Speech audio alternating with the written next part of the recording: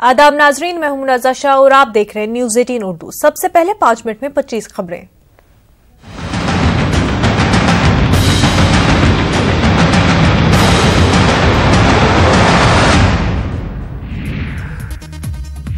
खुफिया एजेंसियों ने जैश मोहम्मद के 6 या 7 दहशतगर्दों के पंजाब में दाखिल होने की दी खबर। मुमकिना तौर पर दहशतगर्द पंजाब के फिरोजपुर में हुए हैं दाखिल। बाबरी मस्जिद केस के फरीक इकबाल अंसारी के अयोध्या छोड़ने के बयान पर सियासत हुई तेज। मरकजी वजीर मुख्तार अब्बास नकवी ने कहा, अयोध्या से किसी को जाने की नहीं है जरूरत।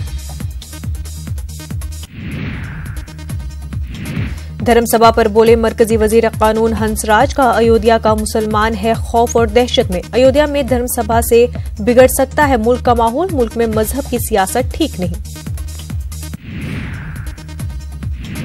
यूपी के डिप्टी सीएम केशव प्रसाद मौर्य ने तहफ्फुज का दिलाया यकीन। कहा, किसी को नहीं है रियासत छोड़ने की जरूरत। राम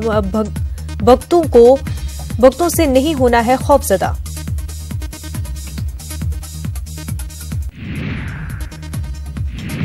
बीजेपी लीडर सुब्रमण्यम स्वामी का बयान। 25 नवंबर की रैली को लेकर सिक्योरिटी पर सवाल उठाए जाने पर कहा, योगी मजबूत सीएम है और सभी महफूज हैं। जो ऐसा बोलते हैं वही भड़काने की कोशिश कर रहे हैं।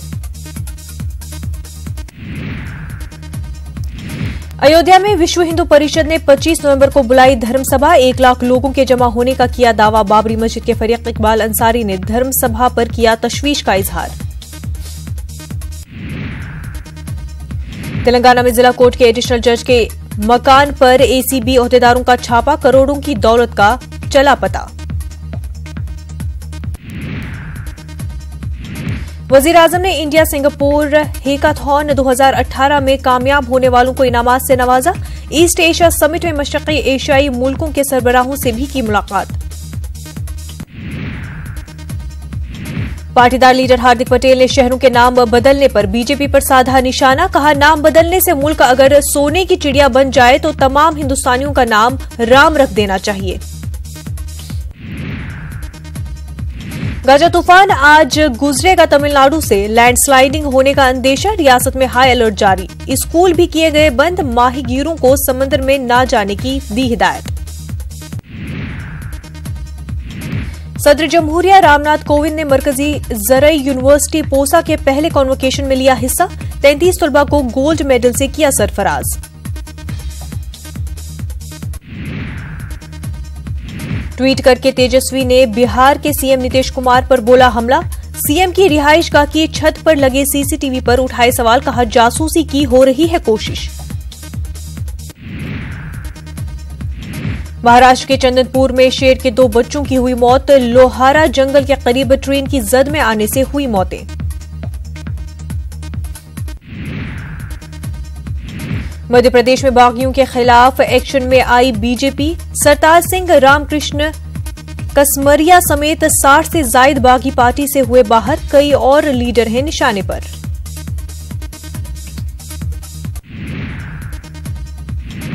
दिल्ली के वसंत कुंज में 53 साला फैशन डिजाइनर और उसके नौकर का कत्ल। हिरासत में लिए गए तीनों अफराद ने किया कत्ल का इकबाल।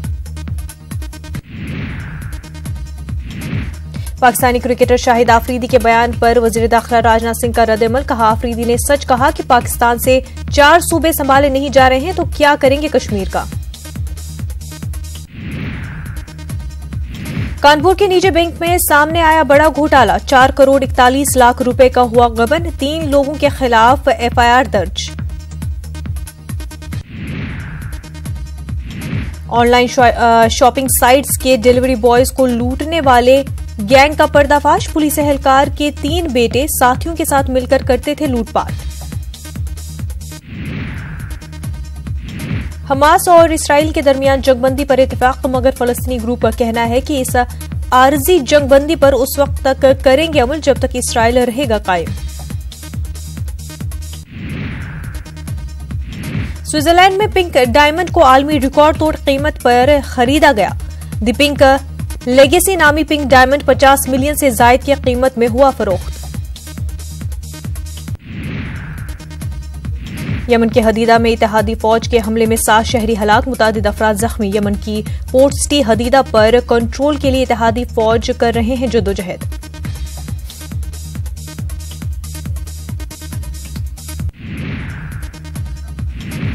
यमन के हुदैदा में हौसी बागियों के दरमियान होते रहे तसादुम, इत्तेहादी अफवाज के हमलों में अक्सर आम शहरियों की भी होती रही हलाकतें। इंसानी हकूक की तंजीमों ने सख्त अल्फाज में की है मजम्मत।